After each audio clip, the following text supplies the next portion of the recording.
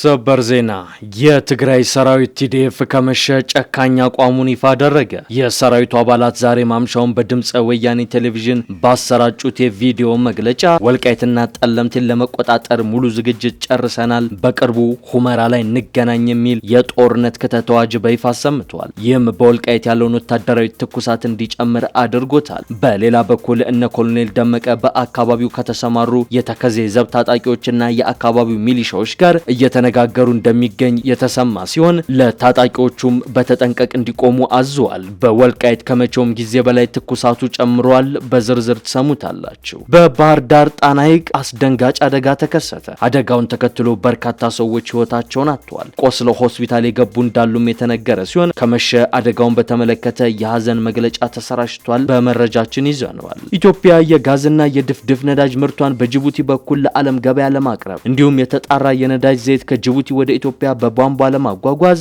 የ10 ቢሊዮን ዶላር ፕሮጀክት ይፋ አድርጋለች። ይህ ፕሮጀክት ለጅቡቲው ፕሬዝዳንት እስማኤል ኦመር ገሌ እንደደረሳቸውም ተነግሯል። ፕሮጀክቱ የቀጠናውን የኃይል ፉክክር ያሳየ ነውም ተብሏል። ተሰሙታላችሁ። የተወደዳችሁ የቻናላችን ቤተሰቦች እነዚህና ሌሎች መረጃዎችን አጠናቅረናል። እንደተለመደው እስከ መረጃዎቻችን ፍጻሜ ድረስ አብራችሁ እንድትዘልቁ ግብዣችን ነው። ወደ ዝርዝሮቹ እናምራ። በፓርኮች በተከበበችው በመሃል 4 ኪሎ በ65% ጠቅላላ ክፍያ የቤት ባለቤት ይሁኑ።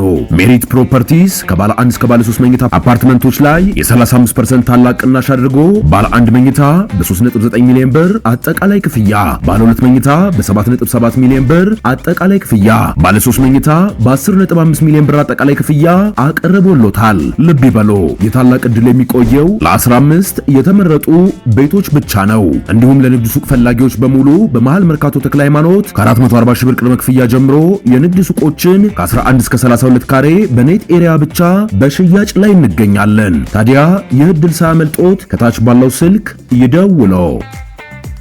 የቲዲኤፍ ሰራዊት አመራሮች በአጭር ጊዜ ውስጥ ወደ ወልቃይት ሰብረው ለመግባት ለሰራዊታቸው ትዕዛዝ መስጠታቸውን በይፋ ተናገሩ። የህወሓት ወታደራዊ ክንፍ ከመጪው ክረምት ወዲህ ወልቃይትን መቆጣጠር፣ ተፈናቃዮችንም ለመመለስ ተዘጋጅቻለሁ ሲል በዛሬው ዕለት ለድምፀ ወያኔ በይፋ ተናግሯል። ጀነራሎቹ የትግራይ ግዛት ናቸው ያሏቸው እንደ ወልቃይትና ጸለምቲን ለመቆጣጠር በሙሉ ዝግጅት ላይ እንደሚገኙ የተናገሩ ሲሆን መሬታችንን ተቆጣጥረን ተፈናቃዮችን ከክረምት በፊት እንመልሳለን በማለት ተደምጧል። የህወሓት ከፍተኛ የጦር አመራሮች ይህንን ያሉት የህወሓት ልሳን ከሆኑ ሚዲያዎች መካከል አንዱ ለሆነው ድምፀ ወያኔ ቴሌቪዥን ነው። ዛሬ ከሰዓት በቴሌቪዥን ጣቢያ የተሰራጨው የህወሓት ጦርና ጀነራሎቹ መፈክር የተሞላበት የአቋም መግለጫ መሬታችንን ለማስመለስ ተዘጋጅተናል የሚል ቃና አለው። በተለይም ወልቃይትና ጸለምቲን በስም ጠቅሰው በቅርብ ጊዜ ጠላት ከሚሉት ኃይል ነጻ ለማውጣትና ተፈናቃዮችንም ይዞ ወደ አካባቢዎቹ ለመግባት ቁርጠኛ እንደሆኑ ነው የተናገሩት። በቴሌቪዥን ጣቢያው የተሰራጨው የህወሓት ወታደራዊ አመራሮች አቋም መግለጫ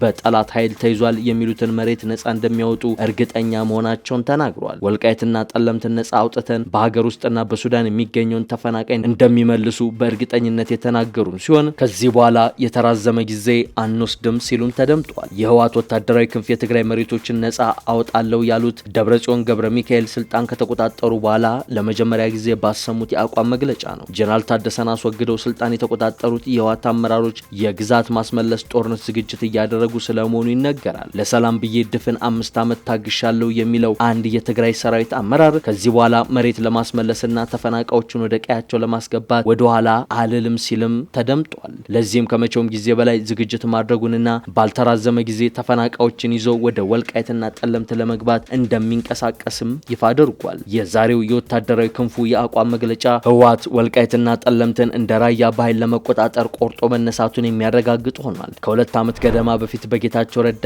የሚመራው ጊዜያዊ አስተዳደር ከህወሓት ወታደራዊ ክንፍ ጋር ተቀናጅቶ የራያ አካባቢዎችን መቆጣጠሩ የሚዘነጋ አይደለም። በቅርቡ ደግሞ በጀነራል ታደሰ የሚመራ የነበረው ጊዜያዊ መንግስት በተመሳሳይ ጠለምትን ለመቆጣጠር ተኩስ ከፍቶ እንደነበርም ይታወቃል። ይሁን እንጂ ማዕከላዊ መንግስቱ በራያ በኩል እንዳደረገው ዝምታን ባለመምረጥ በድሮን ጭምር የታገዘ ጥቃት በህወሓት ሰራዊት ላይ በመፈጸሙ ሙከራው ከሽፏል። የትግራይን ግዛትና ተፈናቃዮችን ባለመመለስ ወንጅሎ የጀነራል ታደሰን አስተዳደር ያፈረሰው የደብረ ጽዮን አንጃ ወልቃይትና ጠለምትን ለመቆጣጠር ቆርጬ ተነስቻለሁ ብሏል። የትግራይን መሬት ማስመለስ የመጀመሪያ ዓላማ እንዳደረገ የሚገልጸው ቡድኑ ከመጪው ክረምት በፊት ዘመቻ ለማወጅ እየተዘጋጀ መሆኑ በዛሬው የወታደራዊ ክንፉ አቋም መግለጫ ላይ አረጋግጧል። በጣና ሐይቅ ላይ አስደንጋጭ አደጋ ተከሰተ። አደጋውን ተከስቶ በርካቶች ሕይወታቸው እንዳለፈም ተሰምቷል።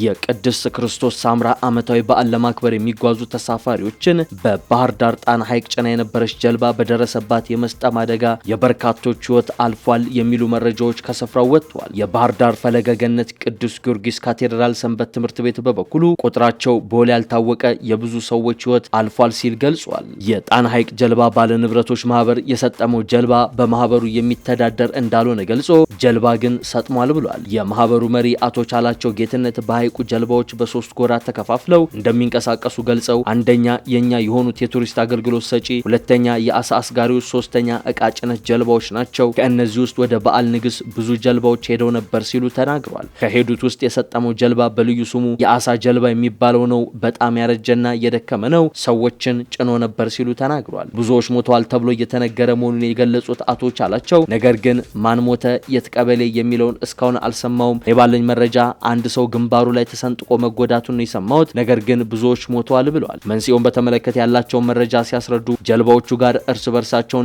የተጋጩት በዚህም ነው ጀልባው የመስጠም አደጋ የደረሰበት ብለዋል። ሰዎች ያሳፈረው ጀልባው የሰጠመበት አካባቢ ከሐይቁ ዳርቻ መሆኑን አስረድተው እኔ የቱሪስት ጀልባዎችን ነው የምመራው፣ በእኛ ጀልባዎች በኩል ችግር የለም፣ የሄዱት ሰዎች በሰላም ደርሰው መጥተዋል፣ በሰላም ተረክበናል ብለዋል። ነገር ግን የመንግስት እውቅና የሌላቸው የመጫን አቅማቸውና አገልግሎታቸው የማይታወቅ ጀልባዎች በአካባቢው ይንቀሳቀሳሉ። የሚጭኑትን የህዝብ ቁጥር ልኬትም አያውቁትም። እኔ እነርሱን መከልከል አልችልም፣ የምቆጣጠረው የቱሪስት ጀልባዎችን ነው ሲሉ ተናግረዋል። የጸጥታ ስጋት የሆኑ ቦታዎች አሉ። ከዚህ አካባቢ ጀልባዎች እንደፈለጉ ነው የሚንቀሳቀሱት። ለራስም አደጋ ስለሚያመጣ አትጫኑ ብሎ እንደ ግለሰብ መከልከል አይቻልም። ከተቻለ መንግስት አካባቢውን የመቆጣጠር ስራ ይስራ፣ የስምሪት አገልግሎቱንም ራሱ ቢሰራ ጥሩ ነው ሲሉ መክረዋል። ኢትዮጵያ በጅቡቲ በኩል ነዳጅና ጋዝን ወደ ዓለም ገበያ ለማቅረብ ማቀዷ ተሰማ። ኢትዮጵያ የጋዝና የድፍድፍ ነዳጅ ምርቷን በጅቡቲ በኩል ለዓለም ገበያ ለማቅረብ እንዲሁም የተጣራ የነዳጅ ዘይት ከጅቡቲ ወደ ኢትዮጵያ በቧንቧ ለማጓጓዝ የሚያስችል የ10 ቢሊዮን ዶላር ፕሮጀክት ነው ይፋ ያደረገችው። የኢትዮጵያ ኢንቨስትመንት ሆልዲንግስ ዋና ስራ አስፈጻሚ ዶክተር ብሩክ ታዬ እቅዱን ለጅቡቲው ፕሬዝዳንት ኢስማኤል ኦማር ጊሌ ያቀረቡ ሲሆን ፕሬዝዳንቱም ፕሮጀክቱን በውል ተቀብለዋል። እቅዱ በሁለት ምዕራፍ የሚከፈል ሲሆን መጀመሪያው ምዕራፍ ከጅቡቲ ወደብ እስከ ደወሌ የሚዘረጋ 113 ኪሎ ሜትር የተጣራ ነዳጅ ማስተላለፊያ መስመር መዘርጋት ነው። ሁለተኛው ምዕራፍ ከኦጋዴን ወደ ጅቡቲ ወደብ የሚዘረጋ 760 ኪሎ ሜትር የጋዝ ድፍድፍ ነዳጅ መስመር መገንባት ነው። ይህ ስትራቴጂያዊ ፕሮጀክት በሁለቱ ሀገራትና በዳንጎቴ ኢንቨስትመንት ግሩፕ መካከል ያለውን የኢኮኖሚ ትብብር እንደሚያጠናክረው ነው እየተሰማው። ይህ በእንዲህ እንዳለ የጅቡቲ ፖለቲካዊ ሁኔታ መረጋጋት ለኢትዮጵያ የቅርብ ጊዜ እፎይታ ቢሰጥም ሀገሪቱ በአንድ የባህር በር ላይ ብቻ ሙሉ ለሙሉ ጥገኛ መሆኗ የብሔራዊ የደህንነት ስጋት መሆኑን በውጭ ጉዳይ ኢንስቲትዩት የሃናን ሐሰን ትንታኔ አመላክቷል። የፕሬዝዳንት ኢስማኤል ኦመር ጌሌ ምርጫን በ97.8 በመቶ ድምፅ አሸንፈው ለስድስተኛ ጊዜ የስልጣን ዘመናቸውን ማራዘማቸው ለኢትዮጵያ ዋነኛ የባህር መስመር ቀጣይነት ትልቅ ትርጉም አለው። ይሁን እንጂ ከ95 በመቶ በላይ የሚሆነው የኢትዮጵያ የገቢና ወጪ ንግድ መጠን በአዲስ አበባ ጅቡቲ መስመር ላይ ብቻ የተመሰረተ በመሆኑ ከ120 ሚሊዮን በላይ ህዝብ ላላት ኢትዮጵያ ከፍተኛ ጥገኝነት የሎጂስቲክ ጉዳይ ብቻ ሳይሆን ሀገራዊ የደህንነት ተጋላጭነት ጭምር ስለመሆኑ ትንታኔው አመላክቷል። ጅቡቲ መልክዓ ምድራዊ አቀማመጧን ለዲፕሎማሲያዊ ጠቀሜታ በመዋል በቀይ ባህር ፖለቲካ ማዕከል መሆን ችላለች የሚለው ዘገባው፣ በዚህም የአሜሪካ፣ የቻይና፣ የፈረንሳይ፣ የጃፓንና የጣሊያን ወታደራዊ የጦር ሰፈሮችን እያስተናገደች ትገኛለች። በተለይም ቻይና በ2017 የመጀመሪያዋን የባህር ማዶ የጦር ሰፈር በጅቡቲ የገነባች ሲሆን አሜሪካም ካምፕ ሌሞኒየር የሚሰኘውን ወሳኝ ማዕከል በዚያው አድርጋለች። በሚያዝያ 26 በአዲስ አበባ በተካሄደው የቀይ ባህርና የአደን ባህረ ሰላጤ የውይይት መድረክ ላይ ኢትዮጵያ የባህር በር ፍላጎቷን የጋራ ተጠቃሚነትና የቀጠናዊ ትስስር አካል አድርጋ አብራርታለች ነው የሚለው ጽሁፉ። በመድረኩ የውጭ ጉዳይ ኢንስቲትዩቱ ዋና ዳይሬክተር ጃፈር በድሩና ምክትል አድሚራል ክንዱ ገዙ እንዳስገነዘቡት የኢትዮጵያ አቋም የማንንም አገር ሉዓላዊነት ለመጋፋት ሳይሆን ቀጠናዊ የንግድና የትብብር አቅምን ማሳደግ ያለመ ነው። በጥር 2024 በኢትዮጵያና ሶማሌላንድ መካከል የተፈረመው የመግባቢያ ስምምነት በሶማሊያ መንግስት ዘንድ የሉዓላዊነትን ጥያቄ አስነስቶ እንደነበርም ጽሑፉ ያስታውሳል። ይህን ተከትሎም በቱርክ አሸማጋይነት የተደረገው ዲፕሎማሲያዊ ጥረት ወደ አንካራ ስምምነት ያመራ ሲሆን ስምምነቱም የሶማሊያ ሉዓላዊነትና የግዛት አንድነት በማክበር ኢትዮጵያ በንግድና በኪራይ የባህር በር ማግኘት የምትችልበትን ህጋዊ ማዕቀፍ አመላክቷል። ትንታኔው እንደሚለው ኢትዮጵያ ያለባትን የአንድ ኮሪደር ጥገኝነት ለማስቀረት ወሳኝ እርምጃዎችን መውሰድ ይኖርባታል። ጅቡቲን እንደ ወሳኝ አጋር ማቆየት፣ በድርድር አማራጭ የባህር በሮችን ማለትም እንደ በርበራ ያሉትን ማስፋት፣ የየብስ ሎጂስቲክን ማጠናከርና ከውጭ ጫናዎች ለመጠበቅ በቂ የነዳጅ የምግብና የኢንዱስትሪ ግብዓት መጠባበቂያዎችን መገንባት እንደ ዋና ስትራቴጂ ሊተገበሩ የሚገባቸው ጉዳዮች ስለመሆኑም ጽሑፉ አስገንዝቧል።